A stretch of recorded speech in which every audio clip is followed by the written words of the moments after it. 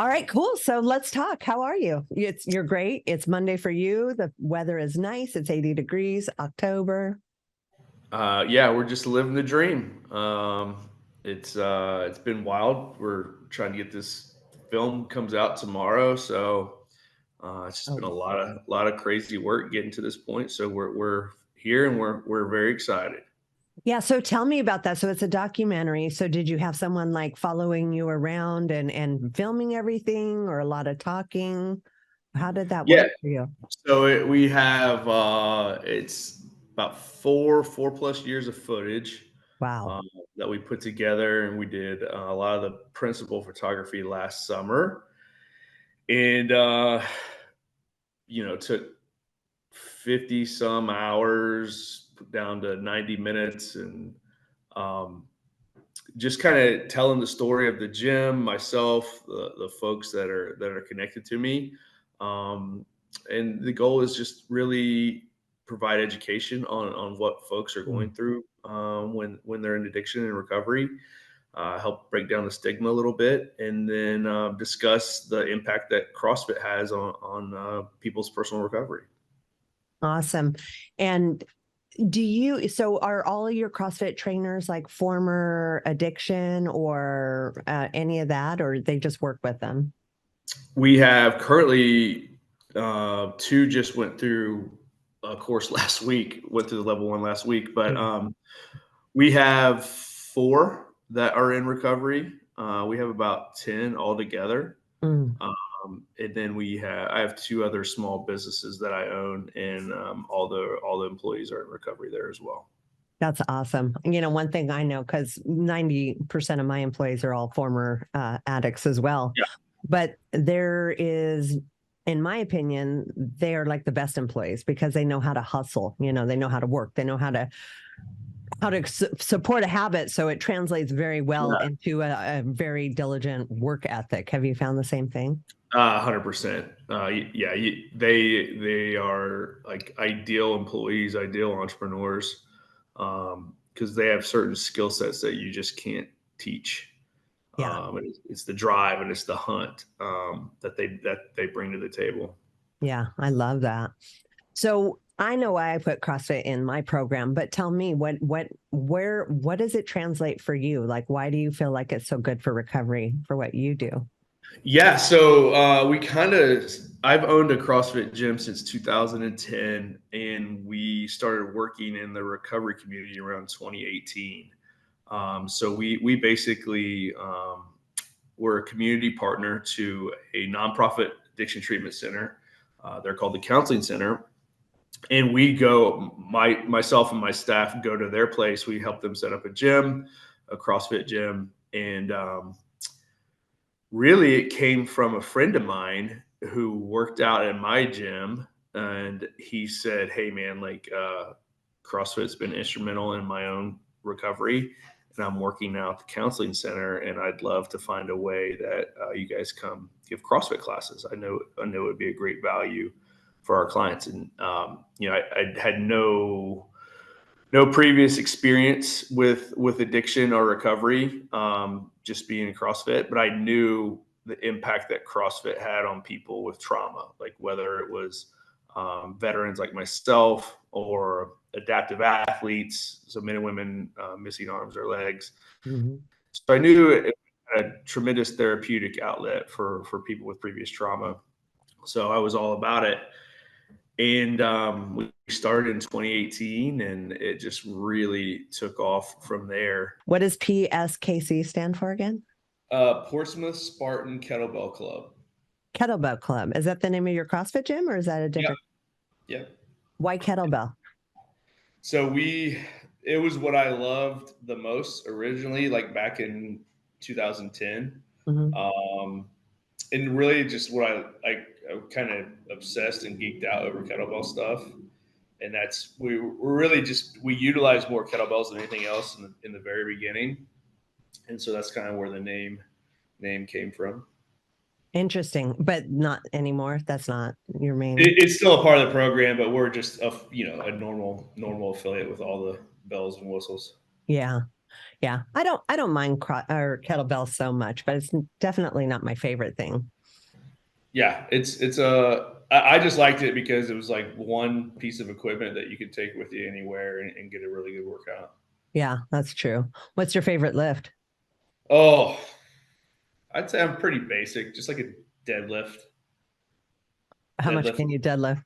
Oh, the most I ever did was 500. Dang. So I so don't know. you were like trying to put all those weights on the end with like the straps and everything. Yeah, well, yeah, we put some of the steel ones on there to make room, but Yeah, yeah, so they're thinner. yeah, but yeah. So five, I don't know if how close I am to that today, but at least I could say I did it once in my life. Nice. How often do you work out? Um, I'd say 5 to 6 days a week. That's Um, pretty good. yeah, I mean, one of those days just might be like a long ruck or walk or something like that. But Mhm. I try to stay moving at least 5 to 6 days a week. I just That's feel better when I do. But they're not all like hardcore, intense CrossFit workouts. But yeah. Well, and I think especially like the older we get, it's about like longevity and everything. yeah, So it's keeping everything going without hurting ourselves. I can't even remember the last time I went for a PR on something. yeah, and it's you learn that along the way, especially if you've been doing it as long as we have. So Yeah, for sure. Awesome. So let's talk about the documentary. 4 years in the making. That's a long time to be dealing with cameras. yeah, tell me about it. Yeah. So how it kind of happened is a really good army buddy of mine. He ended up marrying a girl from Portsmouth, but they were both living in LA, and so we hooked up. And so when he would come home and visit his wife's family, he would just do some shooting. And initially we were trying to get enough footage together to put together a sizzle reel and then pitch this as like a developmental project to a studio or a streamer. And so that's why we had years and years of footage. And then around 2021, we just kept striking out with studios and streamers. Like they it was a little too raw for them. What do you To they mean? Because of the cussing, or I mean, because it No, wasn't just like you were like showing people juicing or anything. they they the feedback we got was that it was too earnest. What does that So even mean? Like, how does that? exactly, I don't even know how that translates. exactly. How's that a thing? We're like, well, this is real life. This is what's happening here. Yeah, Uh, and unfortunately, one of our friends who's featured in the film and had been a part of this whole thing from the beginning, he passed away from an overdose. And so, yeah, so that we were just like, fuck it. We're not going to let somebody tell us we can or cannot make this story. So we independently financed and produced it ourselves. wow, that's And so, amazing. yeah. So my buddy put together like a little production company here. We, scraped enough money together to at least get it going. And, and finished it last summer, and it finished the shooting last summer. We've been doing all the editing and post production, and finally had something around April, May of this year. Yeah, And uh, here we are. We got a distribution deal. We found a distributor, and it's all coming out tomorrow.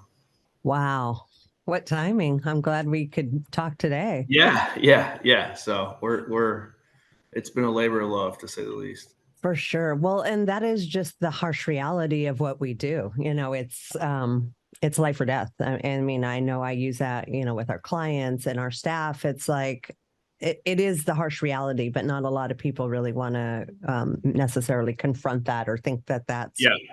really real. Yeah, they throw around like CrossFit saves lives, and it's kind of a nice little cliche, but we've really seen it. We've seen it be.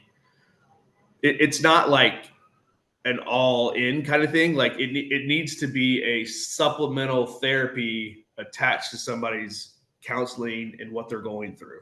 Right. Because a lot of places they miss the physical component of recovery. They're really now, they're really good at the psychological and the emotional support, but they lack the physical component. Yep. And it's not for that's not for everyone, but it's for anyone. And the people that really attach themselves to it, we've just seen it become so instrumental in their long-term sobriety. Yeah, same. I out of all my clients that come in, I would say maybe like a third of them end up doing CrossFit. I wish I could force everyone to do it. Right. But people coming into rehab are typically not in the best shape. So, Yeah. And we have a lot of older people, and they don't realize, as much as we try to educate, that we can meet anybody where they're at. We can work around any limitations, any mobility issues, any old injuries, but it's usually here. That's the hardest thing to overcome, is the mental mindset to do this for yourself. It's not, a penalty. It's truly like a way of life to help you be better. Yes. Yeah. It's like Greg had always said, the greatest adaptation to CrossFit happens between the years. Yeah. And, with our classes with folks specifically in early recovery, we really try to use the workout as a lesson. Instead of the workout being the end all of itself, it's just like we use the workout as a way to achieve greater psychological understanding of the conversation that's going on in your head at any given time. And then be able to apply that to the other 23 hours of the day outside of the gym. Right. And, because it's for here, especially in Portsmouth, it's a very Southern Ohio, rural Appalachian area. It's like, it's a war. It's literally people are going to war, especially when they leave the confines of inpatient or, go drift off into outpatient therapy. Like it's a war zone out there. And the What do you stuff mean? Like a lot of crime or that sort of just like, I mean, from overdose deaths. Oh. Like if you trip up and relapse, like you're taking a loaded gun. Yeah. Especially these days with fentanyl. I mean, it's in everything. 100%. So we want our folks to be as well trained as possible, so that they could stay away from relapsing, because it could be a one shot and done. Yeah. Like I've seen more death here in the last, since the pandemic, since 2020, than I ever saw on 2 deployments in Iraq. Like Wow. that's the amount of people that are dying. That's scary. And the thing, and you've probably seen this there, because I know it started on the East Coast and it's only finally made it here, the new xylazine that they're putting in there. So all the efforts with all the Narcan and all that's no longer relevant. And we're back to square one with all these people overdosing and dying. I literally I talked to like a neuroscience research guy out of UK this weekend, actually. And he's responsible for trying to map the pathways of that combination of drug, because it's a Narcan resistant source of like fentanyl combo, which is just like the scariest thing. Like it's bad enough that fentanyl is killing everybody, but now the one tool that you have to reverse that will become ineffective to that. I hope there can be some products coming out that. Of course there will. Big Pharma's behind it. They're going to have the miracle cure. They're going to create the problem, and then they're going to have the solution. Just give it a little time. Yeah, exactly. Sorry, I shouldn't say that on air. I don't think. No. But why else would that be happening? Like there's literally no other reason why that would be happening. Fentanyl can get you high enough. You don't need to add all this other crap to it. Exactly. Yep. Yeah, it's how we got here. People, everybody wants to talk about border security, and that is a thing, and we should look into that, but we should do everything we can to secure our border. But like people don't remember 20 years ago how we got here. It's like our own government produced this problem by, with coordination and cooperation from big pharma. to get an entire population of people addicted to opioids. Yep. Um, so it's just people have short memories on how this problem started. They do. And history just repeats itself. Like, come on, it's not shocking. We're here, and it'll grow and change, and it'll always be here. So, it's just part of the challenges that you and I both deal with. I know a lot of people are like, "Oh, you have a great program. Aren't you worried about, going out of, being so good that you're out of business?" I'm like, dude, we'll never be out of business because there will always be people to help. It's Yep. just that bad. It's part of like our society. Like if you watch TV for any length of time, you're going to be inundated with like 50 commercials telling you if you don't like something, take something. So, until people turn off that TV and just start going outside and avoid all that, it's just like Yep. going in here as a subliminal, like take something, take something, take something. Yeah. Yeah. And that's the thing is, we've, this documentary Mm, hopefully will provide education and awareness on addiction and what people are going through. Um, but everybody's going through something. yeah. It's not just people in substance use disorder. Like if you want to look at obesity, that's another substance use disorder in the form of refined sugars and carbohydrates. Yeah. Um, and people use food for comfort in a way to numb pain, just like people use opioids or drugs. It's coming from the same source. And until we get serious about addressing that in a non-medicinal pharmaceutical way, we're Mhm. always going to be into this issue. Yeah. Well, I mean, and a lot of it is you have to handle the trauma, until you Yes. handle that underlying trauma that created somebody utilizing drugs to mask it, you're never going to get better. And I think that's a problem with a lot of different programs and things like that, is they never go at the source. It's more like you have a disease, you're going to have it your whole life. You just need to learn how to cope with it. Don't take all those street drugs, take all of our pharmaceutical drugs. Now you're Right. sober, even though you're all fucked up. Yep. It's really, people want to do the right things, but a lot of times they just don't even know that there's other things out there or other ways out there. So they're kind of like feel hopeless. Yeah. And it's so funny. It's not funny, but like I said, I'm don't come from a counseling or social work background, so I've learned all this, Mm. witnessing it, working with folks who have, and you would think within the sober community that like there's so many turf wars going on how to what is the best way forward and all this, and really it's just like hey like everything should be available on the table to get people where they are. Like understanding there is no the way, but there are several ways there, and everyone should be willing and able to hop on that train. But if you, a lot of people just believe if you can't bill for it through Medicaid, then they're not going to take their time or mess with it, and that leaves a lot of options. Something as simple as group exercise off the table. Right. You're right. And it is difficult to bill for it, but there is a way as long as you do some counseling in between. I Right. mean, that's how we're able to Yeah. approach things because it is very therapeutic. I mean, how can you say art therapy is okay, but exercise therapy is not? Like, Right. if as long as there's a counseling component within the modality, it works. But that in itself is a whole nother problem with getting insurance to pay for legitimate type of counseling and therapy and rehab. Now they would much prefer to give someone a pill. Here's your Suboxone. Even if you weren't on Yep. opiates, take this pill, go to outpatient, see a few meetings. There you go. We're fixed. Yep. And so it's increasingly difficult to get quality care unless you have money or decent insurance or that sort of thing. Yep. And the best time to have a conversation with somebody is after a workout. Yeah. Like, you know what I mean? And that's it makes a lot of common sense, especially because a lot of guys aren't willing to be open and vulnerable in a typical clinical environment. Yeah.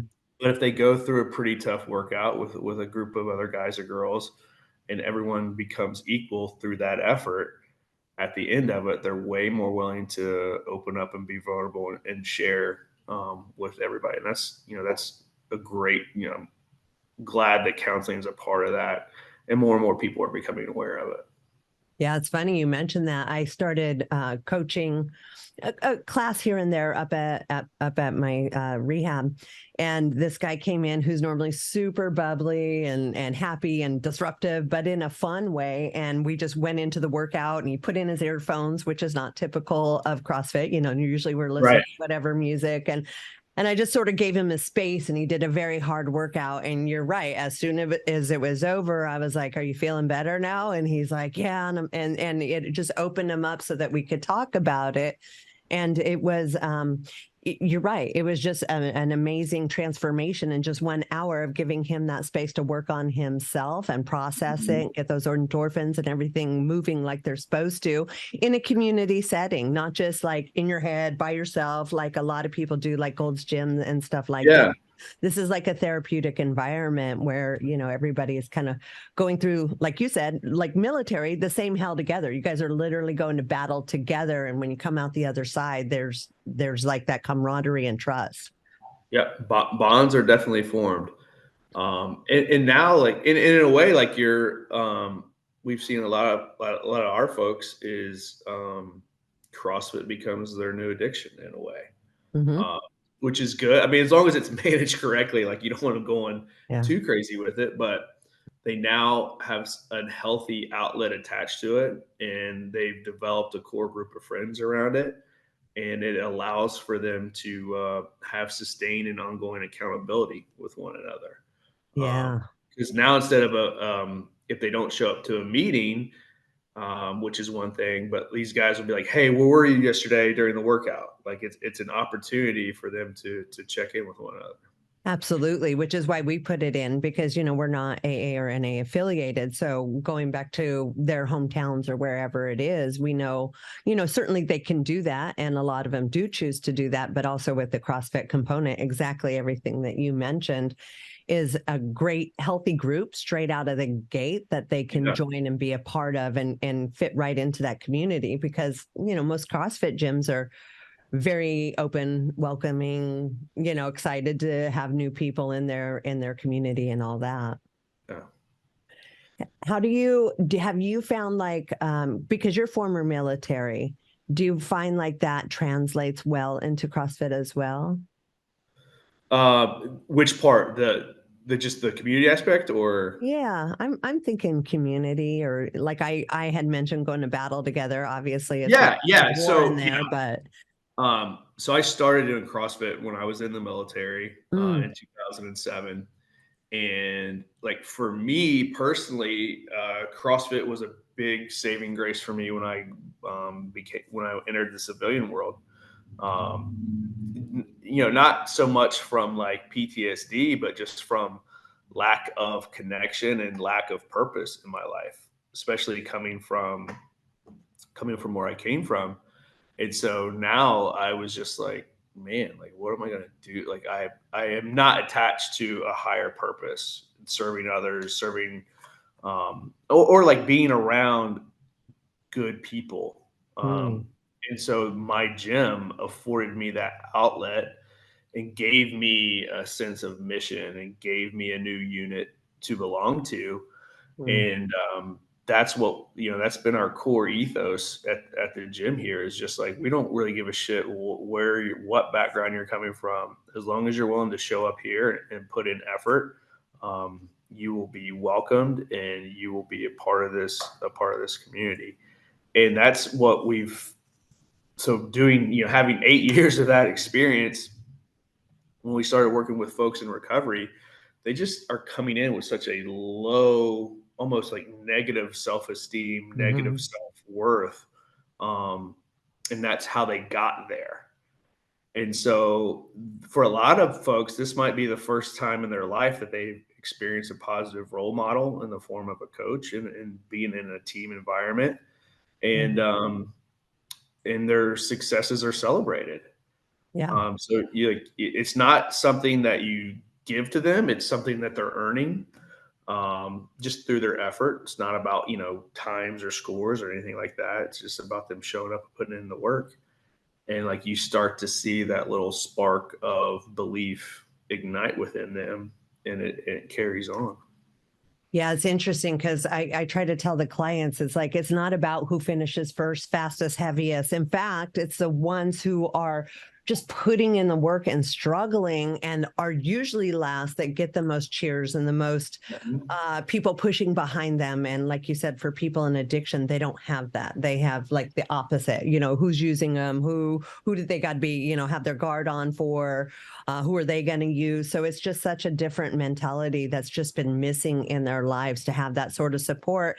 And also to be there for somebody else, because when you're deep in addiction, it's a very solo type of situation, and you're only there for yourself because that's all you have the capacity to do. So to say, hey, go support your friend, don't clean up your equipment, they're still working out, go be there for them. It's kind of new and different, and they get a lot of joy out of that as well. Yeah, it's in a lot of the stuff that we do, the majority of our programming are partner and team workouts. Yeah. I So love that. and just because we want them to understand like a couple things. Hey, your actions have a direct consequence to somebody else in the form of a team workout. So if you're not going to the level that you should, it's going to negatively impact your partner or your team. That's one aspect of it. The other is just like being able to take the focus off of yourself and put it on somebody else. So Mm-hmm. if you're not concerned, because we're all suffering and we're all miserable focus on what can I do for somebody else. That's going to be so much suffering. Oh, gotcha. Sorry. We're there. Okay, good. But it's funny you mentioned that, because that was exactly the reason why I like the light bulb went on. Because when we created Elevate, I knew I wanted to put CrossFit in, because I was already CrossFitting, but I was in the CrossFit gym with my COO. And he's like, okay, we'll partner together. And I'm like, damn, you're really good. I don't want to bring you down. Like, I don't want to hold up the scores, And he's like, dude, it's not even about that. But then like you realize, holy shit, when someone else is depending on me, I work so much harder than if I was just working for myself. And it really pushes you to be a better person for them. So you hit the nail right on the head, which is like really cool, where you want to be there for someone else. Even if you can't show up for yourself in full capacity, for me, I will show up for somebody else in like 100 times more. Yeah. It's great it's so good to watch somebody, over the course of, 2, 4, 6 weeks kind of come out of their shell, being so afraid and insecure to where, 3 weeks later, they're the ones cheering somebody on, helping them out. Yeah. You just create an environment that keeps going, that attitude of looking out for somebody else, is sustainable and always continues to go on. You know what I love about a CrossFit gym? There's no mirrors in there. So you don't become obsessed with like looking at yourself. Like you literally just listen to your body. You're there for other people. Like, I just think that's so beautiful to not have to worry about that. That was a big selling point for me. I'm like, dude, I don't want to look at myself at like 5 a.m. Come on. I don't know if I'm doing it right. I'm just like feeling it, and it may be right. It might not be right. And the coach will correct me if it isn't, but it teaches you also how to feel what feels right, as opposed to like trying to see if you're doing something right. Yep. Yeah. It's a great, there's a lot of things that are the ultimate self-correcting tools. Like if you did something and it didn't feel right, it probably wasn't. Like, yes, and hopefully you have a good coach that's like, right, who can spot that. Knees out. I remember I was doing like a deadlift, and my knee would always cave in the middle, but I could still lift it up. And one of my first coaches. So I'm, in Santa Cruz. This is where CrossFit originated. Yeah. Great Glass is here. Glassman is here, and so a lot of my coaches were like the OGs. They were like some of the very first CrossFitters. And so I'm like going for this really heavy deadlift and my knee is caving in. And Zach, my coach, is like, oh my God, put the bar down, put the bar down. I'm like, no, I almost got it. And I actually did get it. And my knee was like almost completely caved in. He's like, fuck, Angie, you just scared the shit out of me. Like, this is not good form. And I'm like, yes, but I got it off the ground. Yeah. But Yeah. and this is where I struggle as a coach, partly because I'm also the CEO, so I'm always thinking liability. But is like having them have their form and knowing when to correct and not hurt themselves, but also let them have that motivation to get it done. It's just like kind of a fine line. It's that speed wobble analogy. Like when you're learning to ride your bike and you start speed wobbling, Yeah. you hope they can go through it, but you don't want them to crash either. But unless they experience that speed wobble, they never know where they're at on their threshold. So that's the art of coaching is how to intervene before something goes bad, but allow them to. You want them to physically express themselves as well. So it's a fine line. It is a fine line. And for like us, I only have them for like 2 months. So I never Right. get to the side where I know them. We feel that, we know what they're capable of. We know their limitations. We know where we can push. So it's like always new. And it's like, yeah, it's a tricky art with people in recovery Yes. as opposed to like a normal CrossFit gym. Yeah, and that's so we experience the same thing as well, especially with like inpatient clients. Is you're always getting somebody new in, but there always might be somebody who's been there for 6 weeks or so, and so it's always the programming has to be chosen effectively. That because you're never going to be able to like effectively progress somebody in a snatch, right? You're just not going to be able to have that, so you shouldn't even really worry about it. It's selecting the right movements that are low skill but high output, and being able to wrap that in a package where everybody can get the intended stimulus, which is a hard thing when you're having to deal with brand new people all the time. Not only those people are brand new, but they're probably in the worst physical shape of their life. Yeah. Entering into rehab. So it's challenging to say the least, as you It well know. definitely is. But it's also fun because I think people underestimate how capable they are. So like once a month, we do a fitness competition where we have clients and staff team up, they, in whatever capacity that they want. And because I'm only go to the center a couple of times a week, I'm not always sure where people are at in their program. And I'm consistently surprised. Like after a workout, they're like, yeah, I just finished detox. I'm like, wait, what? I didn't even realize that. You're in there just like pushing so hard. It's amazing. Like it's amazing what we're capable of given, the right environment and support and that sort of thing. It's kind of amazing. Yeah. Those stories, 100%. You'll have a guy that, maybe 48, 72 hours sober and was IV using 2 days ago, and now he's like getting his first CrossFit workout in. So you become a really good coach. You do. I think it's almost harder for the other clients who aren't competing, who are the judges, and they're having to like count and like judge, and they're like, they can't even like wrap their head around like, I think it was 4 or 5. I'm like, just write it on the paper. Don't try to do it in here. Like the counting is the hardest part, I think, whether it's the weights or the reps or whatever it is. Back in like 2011, I judged at a regionals, and after that I was like, I am never ever doing this again. That's stressful, man. Like double unders, like it goes so fast. Like I cannot even, my brain can't even like, keep up that quickly. And those CrossFit Games judges don't get enough accolades for what they do. So I did it once, and after that I was like, nope, never doing that again. Yeah, I'll just go spectate and cheer everybody on. Thanks. Awesome. Have you ever been to a CrossFit Games? Yeah. So we were there this past year. I worked for CrossFit for a couple years.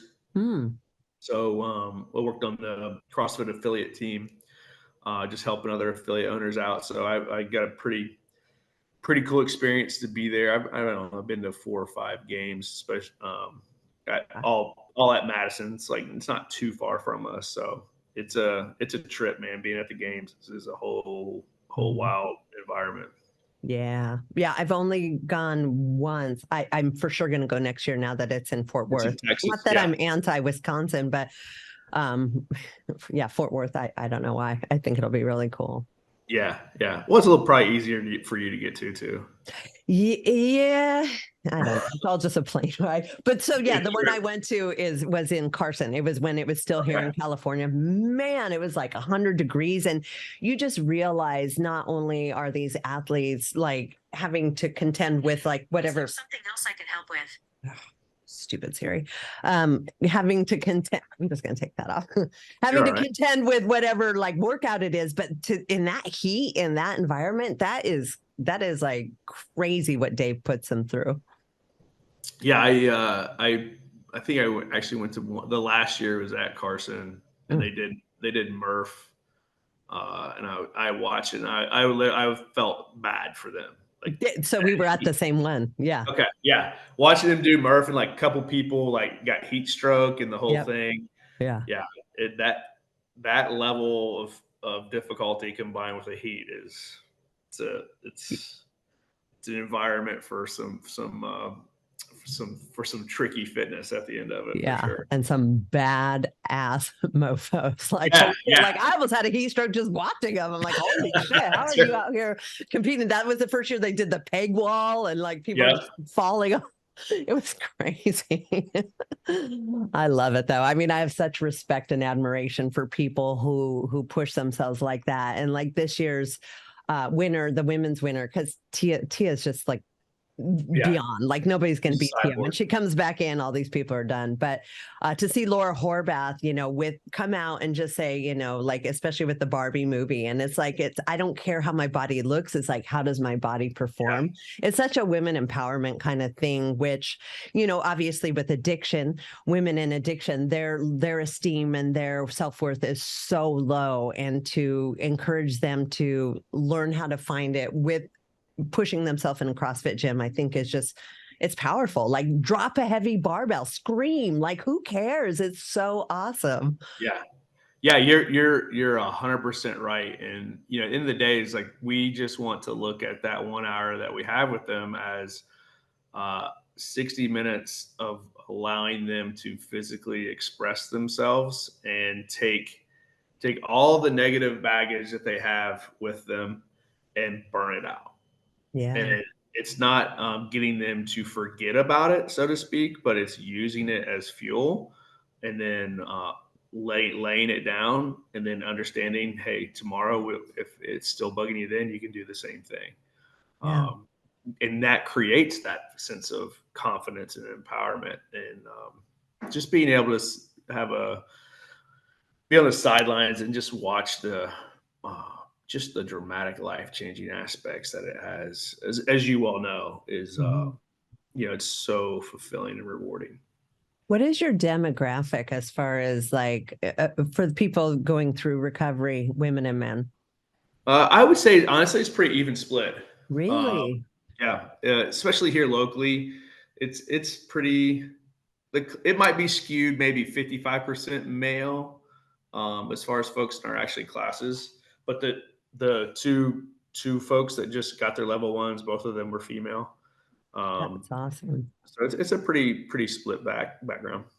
Yeah, mine is not. It's mostly the guys. I think because we also offer yoga, and I think, I don't know, Yeah, girls are just like, if that's an option, that's going to be the way that a lot of them head, even though I'm like trying to encourage them to come into the gym, but they get very intimidated. And you probably see this too. They go through this thing like, well, I need to get fit before I go in a CrossFit gym. It's like, well, no, that's the purpose of the CrossFit gym. But something in their head says, I'm not able to walk in and just do the basic things. Mhm. Yeah, that's a pretty universal attitude Yeah. to starting with it. Luckily, we have there's a lot of good counselors there, and I think the big thing is for other facilities just like having that um, buy-in from the executive team and people who are on staff encouraging clients to do it. It makes all the difference in the world. Yeah, I love that. So, have you ever dealt with, and I have not, because by the time they hit my gym, they've been sober for a few days. Anybody walk into your gym high, ready to work out? No, no. Fortunately, we've not had to deal with that. So the way it works is they'll now the counseling center does have like a day one facility, so folks will come right off from the street, but they'll be they'll either have to go to detox if that's necessary, or there'll be a day or two. But they it's a very regimented process that folks enter into treatment in facilities by the time they come are able to work out at the gym. So, are you not open to general public? Anyone can join, or it's very specific to just this rehab? So we have two facilities. One is my CrossFit gym, Mhm. and that's just general population. Anybody can come. And then we are contracted instructors at the counseling center's CrossFit gym, and that's only open to clients and staff there. Yeah. But what will happen is some clients, once they've gone through the program, and then once they've gotten a part-time job and they're have a little bit more stability, they'll become members down at my gym. That makes sense. It also makes sense that when you're high, you don't want to walk into a gym. Like, Yeah, that's probably the last place you want to be. yeah. Some people think you got to be high to start, but Exactly. Okay, awesome.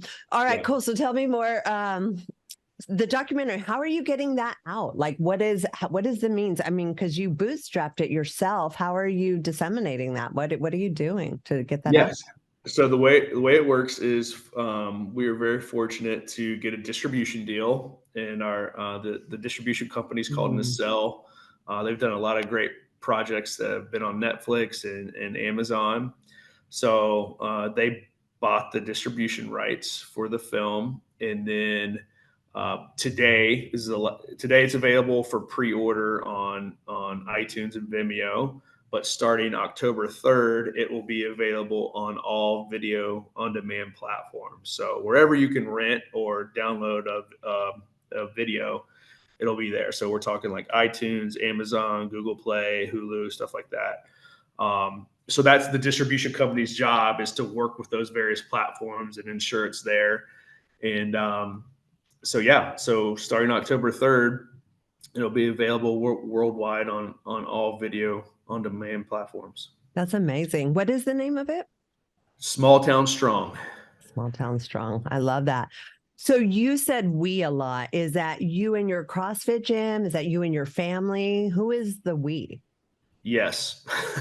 All of the It's above. all the above. Yeah, so it's I was a producer on the production side of it, but the main work was done by my good friend Chase Millsap, his wife Miley, and actually Chase's brother Spencer. Have all worked in various, like Spencer's worked a lot for National Geographic as a cinematographer. Miley's done a lot of work in the TV film in the producing area. Chase was the director. Um, Obviously, it features me and a lot of the folks that I work with at the gym. So that's why I always use the term we. But for us, it was like a true. My wife is in it. She's a nurse practitioner in the emergency room, so she Oh, helps wow. provide a lot of the medical detail stuff about addiction.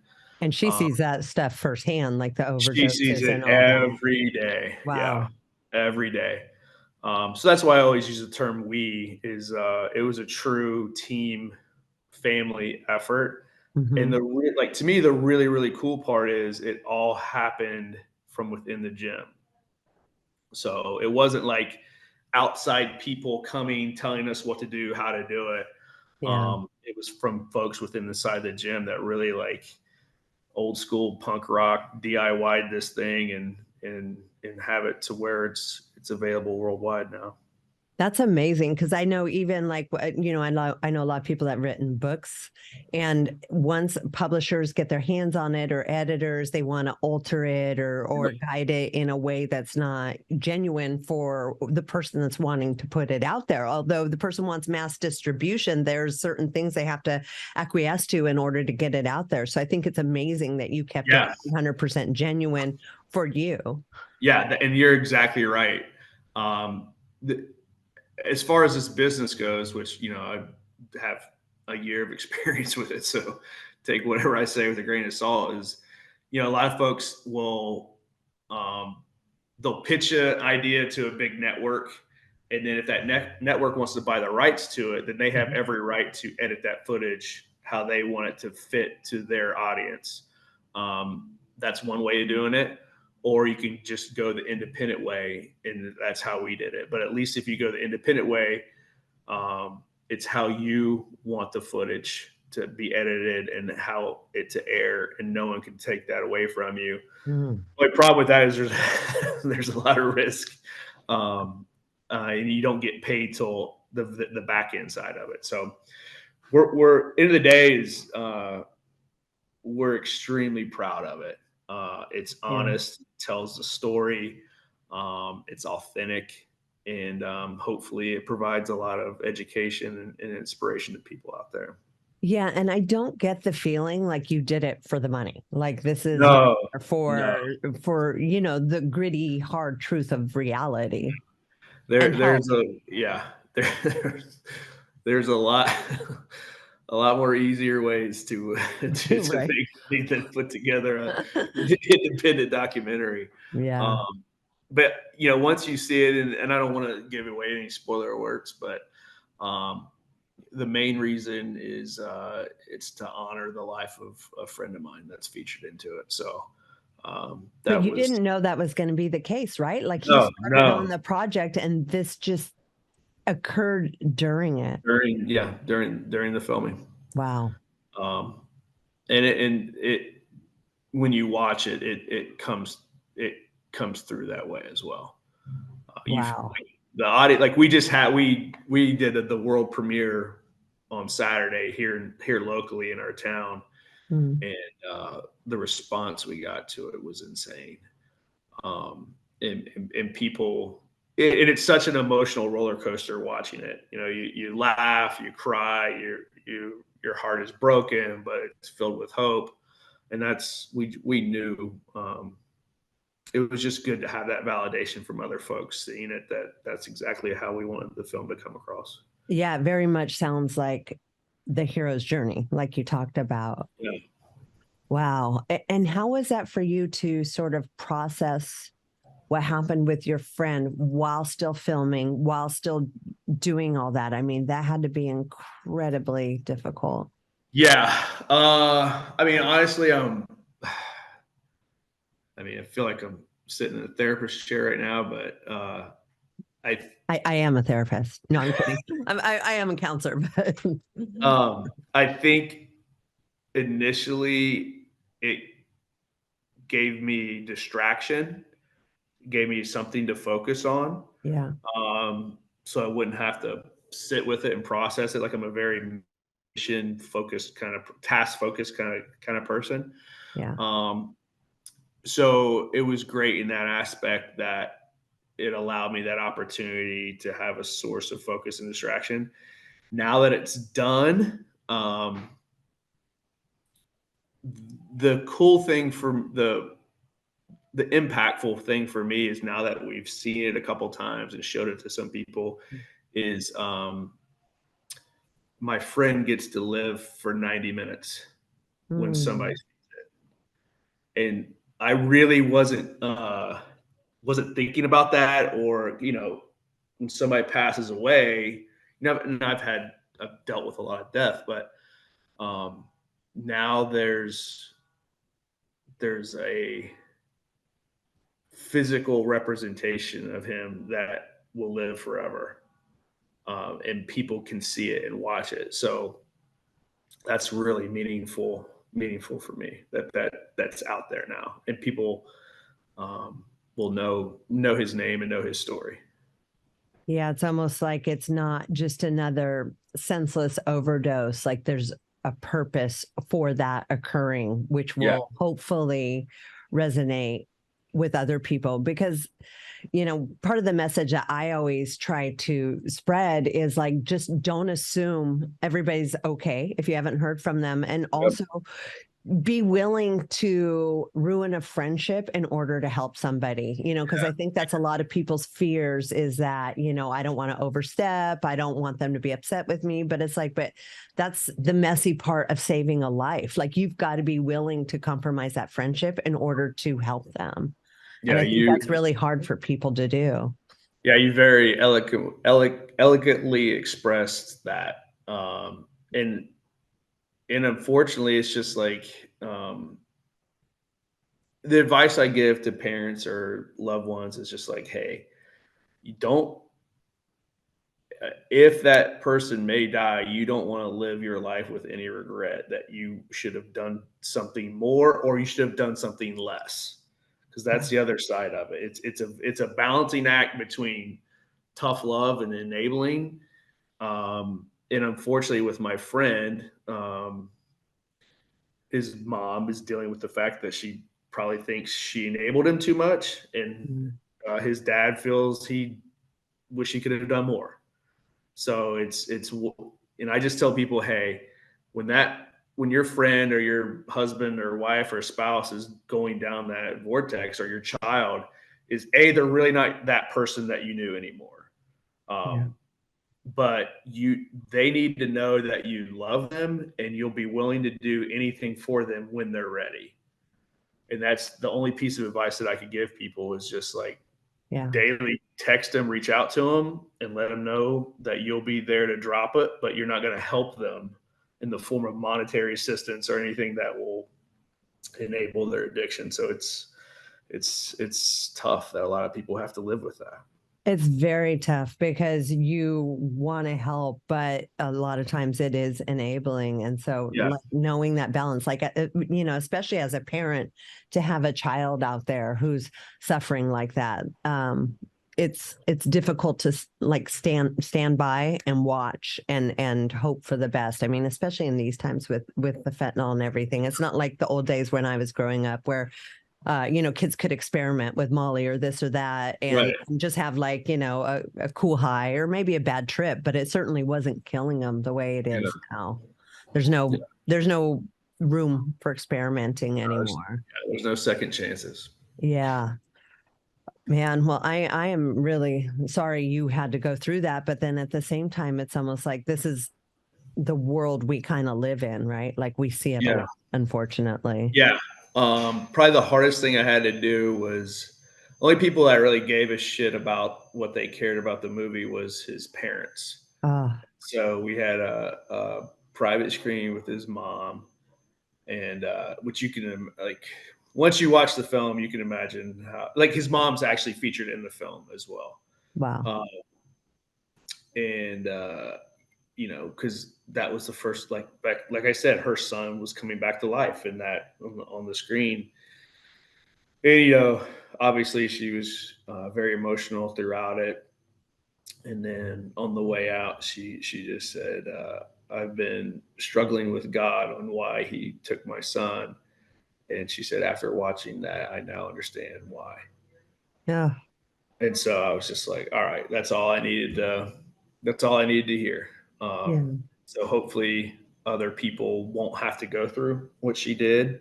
Um, and for those that have, they can now understand like they're not alone. Yeah. Well, and how beautiful for you to be able to provide that for her. Yeah, yeah. It's like I said, it was we wanted to honor our friend, and Yeah. we've done that. Yeah. Well, the reality too is as much as we want to help people, everybody's here on their own journey. Yeah, And we can try to intervene, but if it's their journey to be had, there's only so much we can do. But that's hard too if we're like fixers and helpers and we're used to being able to step in and assist to not be able to fix that problem. It's really difficult. hmm But it reminds me of like a lot of all these great causes that spawned out of tragedy, like the girls who got bullied, cyber bullied. And so then their parents whose child killed themselves starts a foundation. And now that they're educating and people are getting support from that, where that didn't exist before. So it's almost tragic, but at the same time, so many good things can spawn out of that. Like the mom said to you, like this was Yeah. the purpose of that. Yeah. He, for we like I said, I needed to make sense of his death, and this is the best way I knew how. Yeah. Has it helped you heal? I think so. I really think so. You know, he, it's funny having, having known him, he was a bit of a character himself, but we'd face ourselves with a decision and it'd just be like, well, this is what Billy would have wanted. So, Mm. let's make the hard thing here and make it count. So, but yeah, it's definitely been foundational in my own journey for sure. I love that. So what's next? Does it go to like if it's really good, it goes to like the independent film festivals, or how does Yeah. it So work? any and everything. So we want to. Hopefully, our goal is we can get enough attention around the film that it goes to number one on the download charts. Um, because we feel like we've got a good community through the CrossFit community that will really be behind it. That can get us up there in the rankings, and then once it's up there, garner more attention from outside communities. And then we're already in a couple of film festivals lined up here in October. Wow, that's awesome. Um, and then we'll just go on that journey, and then just keep just we want as many people to see it because it's the biggest health crisis of our time, and we just want to be able to show what people are going through, and to take away that stigma, because a lot of people just don't know and what they're going through, and they just really are still believing the old school, like it's the addict's fault, um, which is killing a lot of people as well. So Hmm. we just get people to understand what folks are going through, and then understand that, hey, um, there's solutions out of this as well. Like it's not a death sentence. People do recover, but a lot more people will recover faster with the support of everyone in the community. Yeah, I will say it seems like the more people that I talk to through the podcast and otherwise, that stigma is definitely like releasing, because everybody, literally every single person knows somebody Yep. that's either in active addiction, they're in their family, they've died from it. And I truly believe that the stigma is lessening, but I think almost the pendulum is swinging the other direction, where people are like victimizing them, like, oh, those poor things, and they can't, and they shouldn't, and I feel so bad. And it's like, no, don't.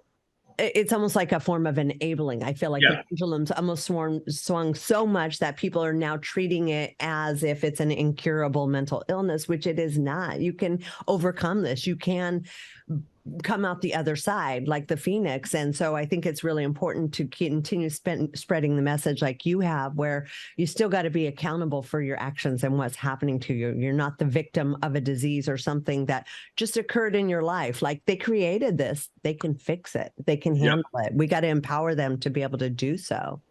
You're 100% right. People, we need to provide opportunities for people to earn the right to be conquerors in their life and not victims. Yeah. And I think really good counseling and really good therapy do that.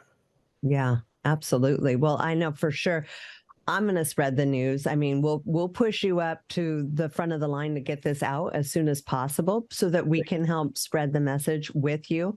I guess I'm going to have to quit saying I'm the only rehab with a CrossFit gym. I'm like, damn it. Okay, I'm not the only one, but I mean, I think I'm in sharing in good hands with you guys and the work that you guys are doing as well. And shit, maybe if like the worst thing that happened is every rehab put a CrossFit gym in there and use that would be an amazing thing. And that's what I've been telling people is, you know, there's a lot of people that need CrossFit. There's a lot of people that are suffering from substance use disorder, and every behavioral health center, treatment center needs to have a CrossFit gym inside of it. Yeah. I truly believe that. With good treatment. Yes. Yes. Yes. 100%. And making sure that everybody's not going in there fully, medicated, Yes. medicated sober, like there. And I think that's why we're going to struggle trying to get that in, because so many treatments, that is their methodology, is just, swapping out the street drugs for the pharmaceutical drugs and calling them sober. Yeah. Yeah. You're 100% right on that. But, there's plenty of people like us, and we'll just keep pushing that message. And hopefully being out there will help people be able to find places like you and like us, and that there is options and alternatives, and it's not a hopeless situation. Right. And I thank you for having me on. And more importantly, I thank you for all the work you've done and how long you've been doing it, and the impact that you've made. It's hopefully whenever that day comes that you take your last night's sleep, you'll know that you made a difference, and that's what it's all about. Oh, thank you. But that's kind of scary. Like, what? That's like 50 years from now. Fuck, man. In my head. No, I'm kidding. I appreciate you. Thank you. So tell our listeners where they can find you. I know where we can find your show, and we will definitely put all that in the notes. Is there a preferred way for that more benefits your cause for them to watch, or does it matter? It honestly, we appreciate any and all help. So whatever's easiest for, like, if you're an Apple person, go to iTunes. If you're an Amazon person, you can go to Amazon or Google Play, or however you want to do it.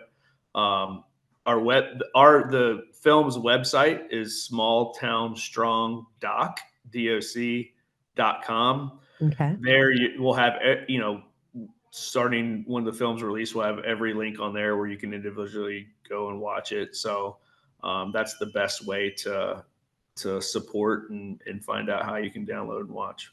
I love that. So we'll get this edited and we'll get this out there right away, so we can get you as many views, downloads, and all that as possible. And let's get you all the accolades that you deserve for all this hard work, because I know it was incredibly hard work to go through this for 4 years, and the ups and downs and just all of it.